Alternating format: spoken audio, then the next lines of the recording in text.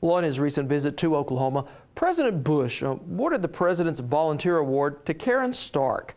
Now, you may remember Karen as the Edmond woman we introduced you to in 2006, who founded the Hugs Project, a volunteer-based program that provides our troops with handmade cooling ties nicknamed Hugs.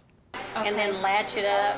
In 2004, Karen Stark wanted to show her support to soldiers overseas, so she began writing to Justin Yandell, a Marine from Edmond.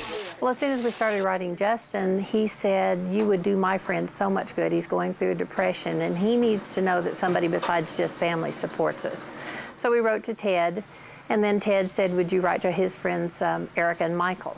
So it just continued to grow from there. And has grown into what's become known as the Hugs Project.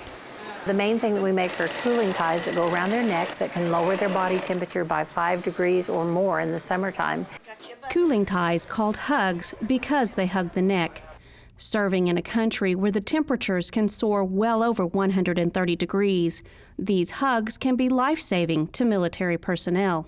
Last summer we heard from a group of medics. They came up on a group of Marines who had one guy on the ground dying of heat stroke. And he said when they got there, they knew very quickly that that's what was happening. And he said one of the medics yelled, "Get them things out of the cooler." So they did that. They threw all the wet, hydrated Hugs on this kid's chest. And the medic writing the story said, "We watched his eyes come back." So if that's the only life that's saved by a hug, and that's your son or your daughter, your husband or your wife, then that's a good thing we've done. Now with a group of volunteers, Karen makes Hugs to be sent weekly to some mother's son or daughter in harm's way. So it's important for me to let them know that I appreciate them personally. And that's why all these women are doing this, and the men as well. We have a lot of men that do the project, and children and teenagers. It's important for us to let them know that we appreciate their service and that we appreciate their sacrifice. And along with the Hugs, they also send a care package loaded with as many requested items as possible.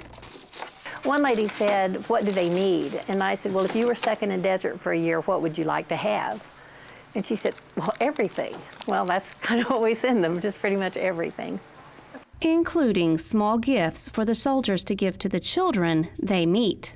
These little bears are made in a couple of different sizes, and we take them to malls and places where we do a show and tell for the Hugs Project, and we have the kids decorate them. They each one come with a tag that says "To the children of Iraq" or "To the children of Afghanistan from the children of America." So they just hand it to them. They don't have to say a word, and these kids know they've made a friend. A small care package, but a small care package from home.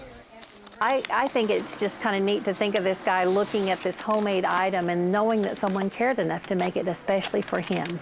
And a hug around the neck that's helping reach clear around the world.